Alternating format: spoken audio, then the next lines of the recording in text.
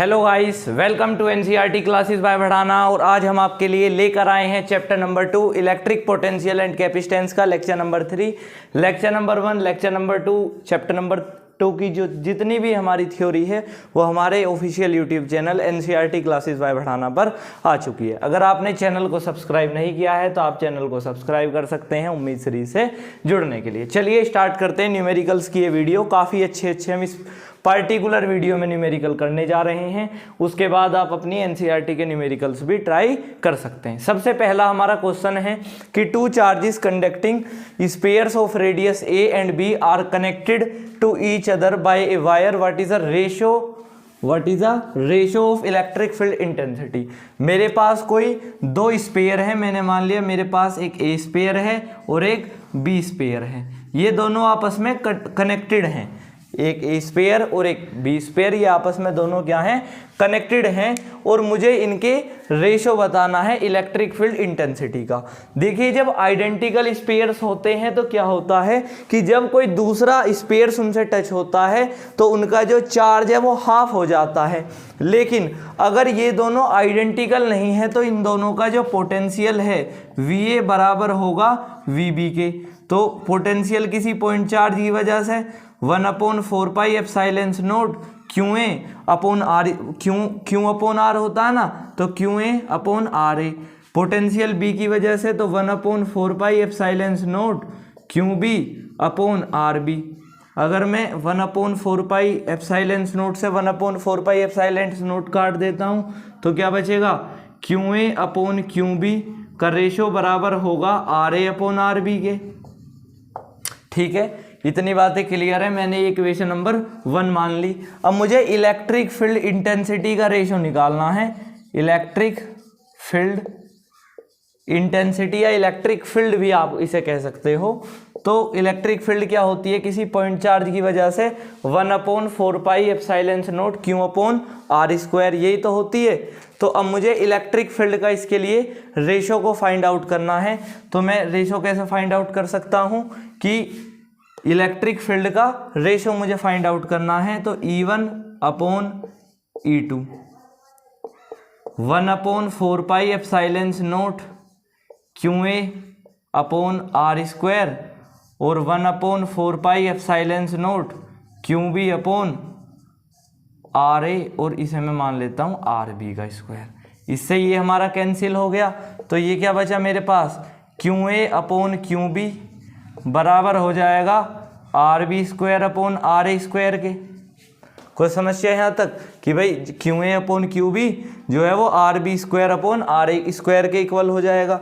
यहाँ पर electric field intensity का हम रेशो निकाल ही रहे हैं E1 अपॉन E2 का। अब मैं यहाँ पर क्या कर सकता हूँ कि जो QA अपॉन QB है वो तो फिक्स है। अब QA को मैं क्या लिख सकता हूँ, RA, और QB को RB। तो मैंने यहाँ पे क्या लिख दिया, जो RB की जगह पर मैं क्या लिख दूँ, QB लिख दूँ। तो यहाँ से हम इसे लिख सकते हैं सेपरेटली कि मुझे RB की जगह पर मैं QB लिख सकता हूँ। तो QA upon QB is equal to RB, तो यानी कि QB का स्क्वायर अपॉन RA की जगह पर मैं क्या लिख दूँ, RA की जगह पर QA लिख सकता हूँ, तो QA का स्क्वायर। अब इस स्क्वायर से ये कैंसिल, इस स्क्वायर से QA कैंसिल, तो electric field intensity E1 upon E2 का जो रेशो है वो कितना आ गया हमारा, QB अपॉन QA। तो ऐसे ही क्वेश्चन पूछे जाते हैं। हमें बिल्कुल अपने माइंड सेट को सेट कर ये क्वेश्चन करने होते हैं कि हमारे पास दो स्पेयर थे, जब स्पेयर्स आइडेंटिकल नहीं होते और वो आपस में कनेक्टेड हैं तो उनके बीच का पोटेंशियल सेम होता है। पोटेंशियल किसी पॉइंट चार्ज की वजह से 1/4 pi epsilon not Q upon R होता है। इन दोनों का पोटेंशियल सेम है, तो हमारे पास इक्वेशन नंबर 1 आ गई। अगर मैंने इलेक्ट्रिक फील्ड इंटेंसिटी का फॉर्मूला लगाया किसी पॉइंट चार्ज की वजह से 1/4 pi epsilon not Q upon R square होता, तो चार्ज हमारे पास QA था और रेडियस RA थी, QB और RB स्क्वायर था। तो हमने यहाँ पर पुट करा E1 E2 को भी एक तरफ मान लिया और हमने कहा कि भाई QA QB तो जो लेफ्ट हैंड साइड है वो तो हमें फाइंड आउट करनी है। तो RB की जगह पर हम QB लिख सकते हैं और RA की जगह पर हम QA लिख सकते हैं। Next question, A electron is brought towards another another electron what is a potential energy. देखिए पोटेंशियल एनर्जी का जो फॉर्मूला हमने पढ़ा था वो एक चार्ज के लिए, दो चार्ज के लिए, दोनों के लिए पढ़ा था। दो चार्ज का मतलब हमने आपको जब भी बता दिया था, दो चार्ज का फॉर्मूला वहां पर लगता है जहां पर तीन चार्ज प्रेजेंट होते हैं पोटेंशियल एनर्जी में। तो एक इलेक्ट्रॉन है और ये दूसरे इलेक्ट्रॉन के पास जा रहा है और हमें पोटेंशियल एनर्जी बतानी है। तो potential energy U equal to V into q nought. अब जब ये वाला इलेक्ट्रॉन इस एरिया में आया तो इस पर पोटेंशियल लगाने वाला कोई नहीं था, तो मुझे इसकी वजह से सिर्फ पोटेंशियल एनर्जी निकालनी है। तो जब हम पोटेंशियल एनर्जी निकालते हैं तो उसका फॉर्मूला पोटेंशियल एनर्जी का 1/4 pi epsilon not Q upon R into q nought. अब समस्या इस क्वेश्चन में ये है, क्योंकि ये बोर्ड में क्वेश्चन आया हुआ तो हमने इसकी वैल्यू को रखना, समझा नहीं कि भाई इतना बेनिफिशियल होगा, आपको यही समझना चाहिए। तो 1/4 pi epsilon not Q upon R into q nought. अब ध्यान से देखेंगे कि अगर पोटेंशियल की वैल्यू इस क्वेश्चन में गिवन होती तो हम यहाँ पर पुट करते डायरेक्ट, क्यों इस चार्ज की वैल्यू पुट होती तो हम यहाँ पर पुट करते और आंसर आ जाता। सिंपल, हमें यही दिखाने की जरूरत थी बस। यहाँ पर वैल्यू गिवन होती, बल्कि इलेक्ट्रॉन की तो मैं मान लेता हूँ कि भाई इलेक्ट्रॉन पर इस दुनिया का सबसे छोटा चार्ज है, तो 1.6 इंटू 10⁻⁻19। तो यहाँ पर हम ऐसा दिखा सकते हैं कि जो इलेक्ट्रिक एनर्जी है, जो पोटेंशियल एनर्जी है, वो डायरेक्टली प्रोपोर्शनल है, वो इन्वर्सली प्रोपोर्शनल है रेडियस के। नोट करें इसे।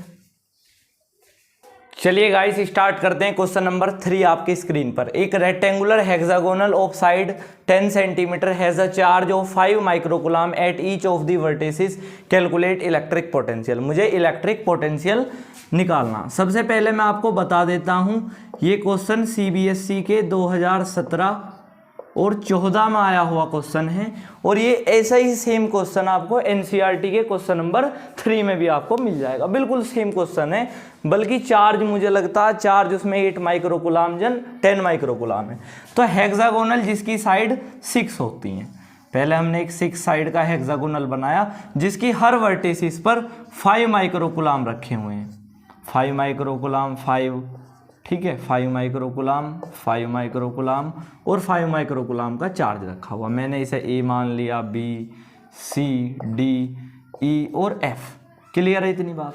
अब इसके बीच में जो डिस्टेंस है वो 10 सेंटीमीटर है और ये फिक्स है, हर साइड इसकी 10 सेंटीमीटर है, और मुझे इसके सेंटर पर पोटेंशियल को फाइंड आउट करना।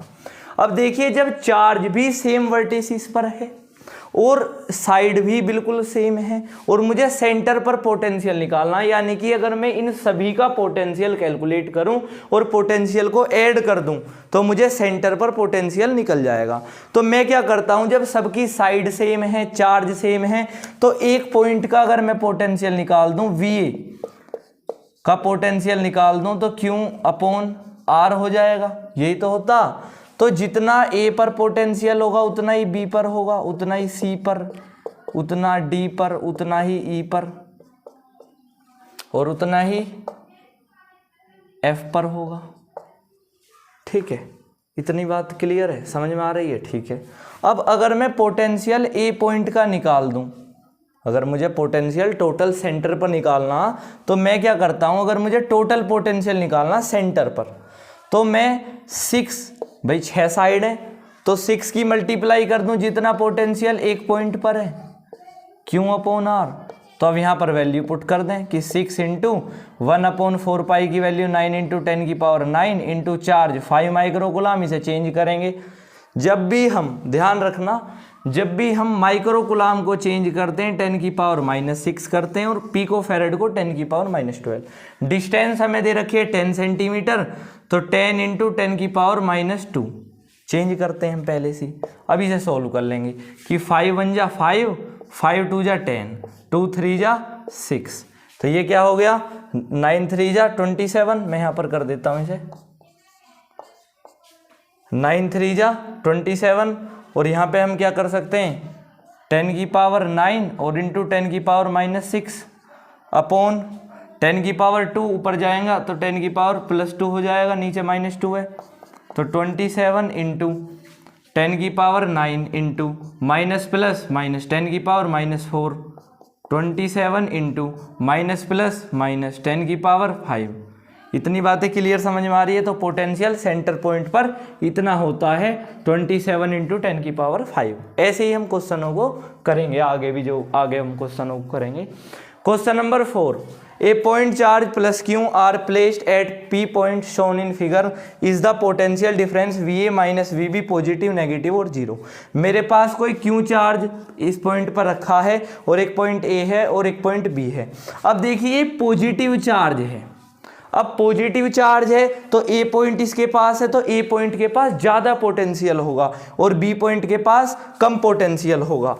तो अगर पॉजिटिव की बात करते हैं तो V A minus V B equal to क्या होगा, पॉजिटिव। भाई हम क्या करते हैं, बड़े में से छोटे को ही तो घटाते हैं। क्लियर है इतनी बात। तो ए के पास ज़्यादा पोटेंशियल होगा, बी के पास कम होगा, तो पॉजिटिव वैल्यू आएगी। क्लियर है इतनी बात। नेक्स्ट आ जाता, सेम क्वेश्चन है बिल्कुल यही, आपको अपनी नोटबुक में उतारना। अब यहाँ पर माइनस क्यू चार्ज है और ए पॉइंट है और बी पॉइंट है। अब अगर मैं यहाँ से V A minus V B कर दूं तो आप सोचोगे यार फिर भी पॉजिटिव आंसर आएगा, लेकिन ये बात गलत है। यहाँ पर माइनस क्यू चार्ज है, अब ए पॉइंट पर माइनस का पोटेंशियल ज़्यादा है। अब माइनस में जैसे मैंने मान लिया कि यहाँ पर माइनस के 2 कूलाम या माइनस के 2 पोटेंशियल है। मैंने आपसे एज्यूम करवा लिया कि यहाँ पर कोई भी माइनस का पोटेंशियल है। अब यहाँ पर अगर माइनस का पोटेंशियल है तो जो ए की वैल्यू है वो माइनस में ज़्यादा होगी। और अगर मेरे पास -2 है और -4 है तो इनमें से कौन सी वैल्यू बड़ी होगी, -2। क्यों -2 की वैल्यू क्यों बड़ी होगी, क्योंकि माइनस में आपने अगर इंटीग्रल मतलब इंटीजर्स आपने पढ़े होंगे तो आपको ये बातें क्लियर होंगी। तो यहाँ पर पोटेंशियल ज़्यादा होगा, माइनस की वैल्यू यहाँ पर ज़्यादा होगी और माइनस की वैल्यू यहाँ पर कम होगी। मैंने ऐसे ही एज्यूम कर लिया, तो यहाँ पर आ जाएगा नेगेटिव। क्वेश्चन नंबर 5 हो चुके हैं, इन्हें नोट करें, नेक्स्ट हम कराते हैं। चलिए गाइस स्टार्ट करते हैं। क्वेश्चन नंबर 6 है, is the potential necessary zero at a point where the electric field is zero. अगर इलेक्ट्रिक पोटेंशियल जीरो है तो ऐसा जरूरी है क्या इलेक्ट्रिक फील्ड जीरो होगी, नो। तो इसका आंसर हम क्या लिखेंगे, नो। बिकॉज थ्योरी वाले क्वेश्चन भी बहुत ज्यादा पूछे जाते हैं इस चैप्टर से। नो बिकॉज इलेक्ट्रोस्टैटिक हमारी फोर्स है, जो स्टेशनरी चार्जेस के बीच में लगती है, electrostatic force is a conservative force. वो एक कंजर्वेटिव फोर्स है, conservative force which do not depend on path. वो पाथ पर डिपेंड नहीं करती, which do not depend on path, कि वो पाथ पर डिपेंड नहीं करती। समझने का इस क्वेश्चन को प्रयास करेंगे कि इसमें कहा है कि अगर इलेक्ट्रिक पोटेंशियल जीरो है, क्या ऐसा जरूरी है कि इलेक्ट्रिक फील्ड जीरो होगी, नो। क्योंकि इलेक्ट्रोस्टैटिक फोर्स एक कंजर्वेटिव फोर्स है जो कभी पाथ पर डिपेंड नहीं करेगी। उसे ये मतलब नहीं है कि इन्फिनिटी से चार्ज कैसे इलेक्ट्रिक फील्ड में आया। उसे मतलब है कि अगर चार्ज इलेक्ट्रिक फील्ड में आ गया तो सही है कि चार्ज इलेक्ट्रिक फील्ड में आ गया, वो पाथ पर डिपेंड ही नहीं करती। तो उसकी वजह से इलेक्ट्रिक पोटेंशियल हो या ना हो, इलेक्ट्रिक फील्ड है तो इलेक्ट्रिक फील्ड रहेगी। Next topic, draw a point showing the variation of electric field और electric potential due to the point charge. मुझे इलेक्ट्रिक फील्ड पॉइंट चार्ज की वजह से और इलेक्ट्रिक पोटेंशियल पॉइंट चार्ज की वजह से ग्राफ बनाना। तो मुझे पता है कि जो इलेक्ट्रिक फील्ड होती है किसी पॉइंट चार्ज की वजह से 1/4πε0 Q/r² होती है और पोटेंशियल 1/4πε0 Q/r होती है। तो अगर मुझे ग्राफ बनाना तो मैं ग्राफ कैसे बना सकता हूँ, ऐसे। मैं इलेक्ट्रिक फील्ड मैं पोटेंशियल को आगे रखता हूँ। हम ग्राफ कुछ ऐसा बनाते हैं यहाँ से, तो थोड़ा ग्राफ गलत बना है, अभी इसे सही कर देते हैं, कोई दिक्कत नहीं है इससे, क्योंकि ग्राफ के भी मार्क्स बहुत ज़्यादा होते हैं। ऐसे कुछ ऐसे बनता है, यहाँ पर टकरा जाता। तो ये वाला वैल्यू होती है पोटेंशियल 1/4πε0 Q/r और ये हमारी होती है electric field E = 1/4πε0 Q/r²। Clear है इतनी बात, ये नोट करें। ये दिल्ली 2014 का क्वेश्चन है। A charge move from a point A about a dipole of dipole movement in equipotential surfaces, find work done. मैंने मान लिया, मैं एक आपको डायग्राम बना देता हूँ। हमारे पास कोई सरफेस है, इक्विपोटेंशियल सरफेसिस है, यहाँ से ए पॉइंट है और यहाँ पे बी पॉइंट है। तो हमने इस चार्ज को यहाँ से और यहाँ तक चलाया और हमें वर्क डन फाइंड आउट कराना। मैंने आपको इक्विपोटेंशियल सरफेस की प्रॉपर्टी में ये लिखवाया था कि अगर हमारे पास हम किसी चार्ज को इक्विपोटेंशियल सरफेसिस में मूव कराते हैं तो उस पर होने वाला वर्क डन हमेशा 0 होता। तो हमने ये वाला फॉर्मूला पढ़ा V/Q0। तो W क्या हो जाता, W = V/Q0। तो W × Q0 = V, यही तो निकलता। तो अभी हमें W को निकालना, तो W = क्या हो जाएगा, V/Q0। तो यही तो होएगा, W = V/Q0। ये इधर जाएगा तो V इधर चला जाएगा, मुझे क्या निकालना, W। तो ये मल्टीप्लाई में डिवाइड में चला जाएगा। तो आप ऐसे ही लिख देंगे डायरेक्ट कि वर्क डन होगा 0, because the property of equipotential surfaces, the charge move on equipotential surfaces. जब हम किसी पार्टिकुलर चार्ज को इक्विपोटेंशियल सरफेस में मूव कराते हैं तो उस पर होने वाला वर्क डन हमेशा 0 होता है। ये प्रॉपर्टी में हमने लिखाया था, नोट करें। चलिए गाइस स्टार्ट करते हैं। Question number 9, find the ratio of potential difference that must be apply across the parallel and series combination of two capacitor C1 and C2 with their capacitance in the ratio 1:2 so the energy stored equal. उनके बीच में जो energy stored है वो equal है। मैं सबसे पहले आपको ये बात बता देता हूं कि जब भी हम कैपेसिटेंस टॉपिक के बारे में पढ़ते हैं ये वाला क्वेश्चन बार बार रिपीट होता। जब भी आपने जैसे गूगल पर आपने सर्च करे कि भाई इस पार्टिकुलर चैप्टर के मुझे इंपॉर्टेंट क्वेश्चन चाहिए, तो कई पीडीएफ में सेम क्वेश्चन बार बार रिपीट होता। ये कैपेसिटेंस का सबसे इंपॉर्टेंट क्वेश्चन है। इसमें हमसे कहा हुआ है कि मेरे पास 2 कैपेसिटर हैं, 2 कैपेसिटर C1 और C2 मैंने पहले पैरेलल में उन्हें अरेंज करा है, फिर सीरीज कॉम्बिनेशन में। जैसे मेरे पास 2 कैपेसिटर हैं C1 और दूसरा कैपेसिटर है C2। क्लियर है इतनी बात। मैंने इन्हें क्या करा है, पॉजिटिव और नेगेटिव। पहले इन्हें मैंने सीरीज कॉम्बिनेशन में जोड़ दिया, मतलब पैरेलल कॉम्बिनेशन में जोड़ दिया।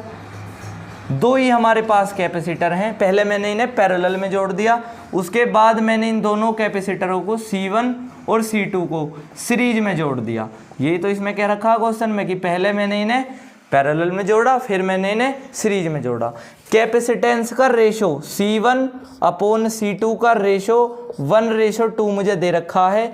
तो मैं क्या करूंगा, अगर इसकी क्रॉस मल्टीप्लाई करूंगा तो मैं C2 को 2C1 लिख सकता हूं। भाई हम अपने अनुसार इन वैल्यूज को कैलकुलेट करते हैं। नेक्स्ट हमें क्या रखा है कि जो सीरीज और पैरेलल कॉम्बिनेशन की जब हम बात करते हैं तो इनके बीच में जो एनर्जी है वो बराबर होती है, यानी कि जितनी एनर्जी सीरीज कॉम्बिनेशन में है, या पहले मैं पैरेलल की बात करता हूं, और इतनी ही एनर्जी क्या होगी सीरीज कॉम्बिनेशन में, इक्वल होगी। तो हाफ CV², दोनों का सेम फॉर्मूला लगता। तो उसके लिए पैरेलल कॉम्बिनेशन हाफ CS और VS का स्क्वायर, भाई हाफ CV² फॉर्मूला होता। तो हाफ कैपेसिटेंस को हम पैरेलल कॉम्बिनेशन में कैसे जोड़ते हैं, C1 + C2 ऐसे ही तो जोड़ते हैं। और वोल्टेज का हमें रेशियो बताना है, यानी कि पोटेंशियल का, तो VP²। तो हाफ कैपेसिटेंस को कैसे हम जोड़ते हैं, कैपेसिटेंस के इक्विवेलेंट कैपेसिटेंस का मैंने फॉर्मूला पढ़ाया था कि 1/1/C1 + 1/C2। ये दोनों की मल्टीप्लाई करेंगे C1 और C2, यहाँ से ऊपर जाएगा C1 + C2/1। तो C इक्विवेलेंट क्या हो जाता, ये जस्ट ऐसे ऊपर चले जाते हैं कि C1 C2/C1 + C2, यही तो होता। तो हम यहाँ पर क्या लिख देंगे कि C1 C2/C1 + C2 और VS का स्क्वायर। अब ध्यान से देखें कि 1/2 से 1/2 कैंसिल, यहाँ पे कैंसिल लगा देंगे। C1 मैं C2 को क्या लिख सकता हूँ, 2C1, तो यहाँ पे लिख दिया मैंने 2C1। VP का स्क्वायर = C1 C2, C1 की जगह पर C1 × C2 को मैं 2C1 लिख दूँ अपॉन C1 + C2 को मैं 2C1 लिख दूँ और VS का स्क्वायर। अब ध्यान से देखें, C1 और प्लस में 2C1, तो मैं क्या लिख दूँ, 3C1 यहाँ पर लिख दूँ। VP का स्क्वायर = 2C1 की C1 में कराएंगे तो क्या आ जाएगा, 2C1 का स्क्वायर 2c1 का स्क्वायर अपोन में c1 प्लस 2c1 3c1। अब यहाँ से ध्यान से देखेंगे कि 2c1 और 1c1 कितना आ गया 3c1। अब c1 से स्क्वायर c1 कैंसिल और c1 से c1 कैंसिल, vp का स्क्वायर अपोन यहाँ पर vs स्क्वायर था, तो vs स्क्वायर मुझे इनका पोटेंशियल का रेशो निकालना है। तो 2/3 की 3 में करेंगे तो 9। यहाँ से अगर मैं अंडर रूट ले लूँ तो स्क्वायर से स्क्वायर कैंसिल, तो vp अपॉन vs का जो रेशो आएगा वो आएगा √2 और 3, √2 और 9 निकल जाएगा तो 3। तो मैं इस क्वेश्चन को बहुत ज़्यादा इंपॉर्टेंट मानूंगा। 100% चांस है कि जब भी आप इस पार्टिकुलर चैप्टर का टेस्ट कहीं भी देंगे तो ये क्वेश्चन 100% फंस सकता। नोट करें। चलिए गाइस स्टार्ट करते हैं। Question number 10, calculate the capacitance C is the given figure the equivalent capacitance of the combination between P and Q is 30 microfarad.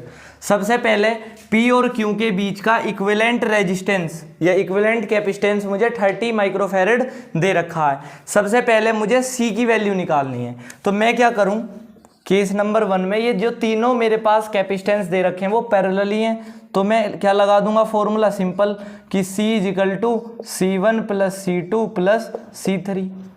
तो ये फॉर्मूला जब हम लगाएंगे तो कितना हो जाएगा 60 माइक्रोफैरड। अब अगर ये 60 माइक्रोफैरड हो गया तो डायग्राम कुछ ऐसा बन जाएगा कि C = 60 माइक्रोफैरड और ये आ जाएगा डायरेक्ट में Q। यही तो हमारा डायग्राम बनेगा। अब मुझे ये दोनों सीरीज में जोड़ने हैं, तो अगर मैं इन दोनों को सीरीज में जोड़ता हूँ तो सीरीज का फॉर्मूला क्या है हमारा कि C इक्विवेलेंट बराबर होगा 1/1/C1 + 1/C2 के, कि C इक्विवेलेंट बराबर होगा C1 C2 और ये आ जाएगा C1 + C2 अपोन में 1। तो C इक्विवेलेंट क्या आ जाएगा, ये ऊपर चला जाएगा, तो C1 C2 प्लस में C1 + C2, यही तो होता। तो C इक्विवेलेंट की वैल्यू हमें दे रखी है 30 माइक्रोफैरड, तो 30 बराबर C1 और इंटू C2। तो C1 की वैल्यू मेरे पास क्या है, C1 तो C1 एज इट इज है, मैं मान लूँ इसे C1 और इसे मान लूँ C2, या आप C1 को C माने और C2 को 1 मान लें, क्योंकि यहाँ पर C है निखालिस, तो इसे तो C मान लें, C को C माने और C2 को 1 मान लें। यहाँ पर 1, यहाँ पर भी 1 और यहाँ पर 1 और यहाँ पर C, तो C और C1 की वैल्यू क्या हमारी प्रोडक्ट में है, तो इंटू 60 अपोन में C क्या है C + 60, 30 बन जा 30, 32 जा 60, यही तो आता। तो अब हम क्या लगाएंगे, इससे इधर मल्टीप्लाई C + 60 = 2C। तो यहाँ से क्या आ जाएगा 60 = 2C, पॉजिटिव का नेगेटिव, तो ये आ जाएगा 60 = 2C में से C गए, क्या आ जाएगा 1C, यानी कि C।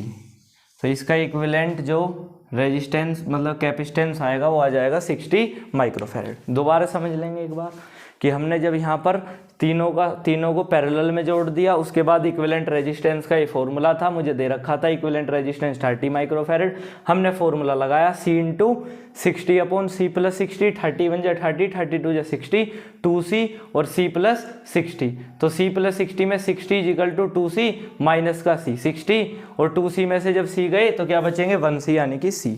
नेक्स्ट क्वेश्चन काफ़ी इंपॉर्टेंट CBSE के 2017 का ये वाला सेम क्वेश्चन काफ़ी इंपॉर्टेंट है। अब ये वाला केस में क्या होता कि हमें व्हीटस्टोन ब्रिज पढ़ना नेक्स्ट वाले चैप्टर में, चैप्टर नंबर 3 जब हम आपको पढ़ाएंगे करंट इलेक्ट्रिसिटी। अभी आप समझ लें कि अगर ऐसा आपके पास क्वेश्चन आ जाता तो एक व्हीटस्टोन ब्रिज का कंसेप्ट है कि P/Q = R/S। जब हम यहाँ से चलते हैं तो इनके दोनों शुरू के रेजिस्टेंस और इधर से चलते हैं इधर के दोनों रेजिस्टेंस का अगर रेशो सेम है 2/2, 2/2।